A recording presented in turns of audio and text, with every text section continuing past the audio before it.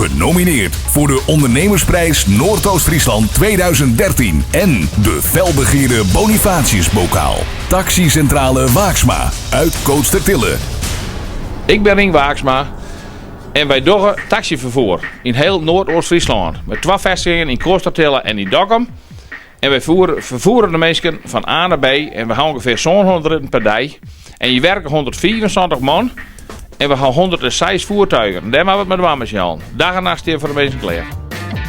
Dankjewel zijn je en wanneer?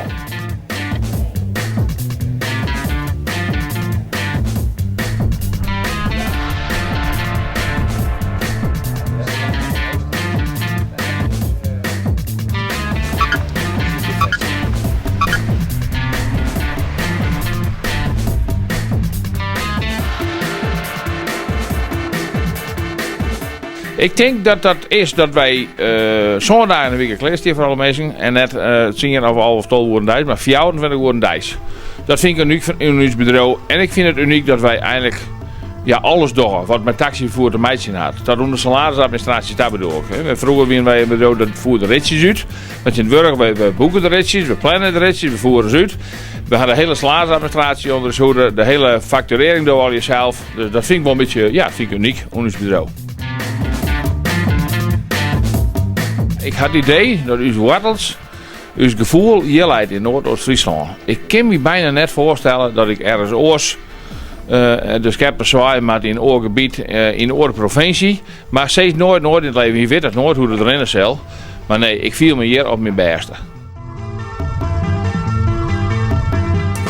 Omdat wij het versier ZH op de 3 noordelijke provincies.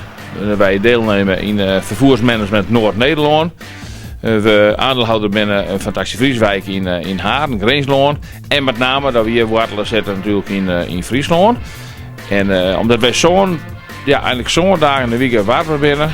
We doen alles wat met vervoer te maken had. We staan voor iedereen klaar. En het allerbelangrijkste, we verkeer begin nee. En ik denk dat wij het beste opgeleide personeel hebben. Wat er in Friesland te vinden is, wat het taxibedrijf betreft in ieder geval. We gaan eigen taxileraar, we hebben alles in eigen hand.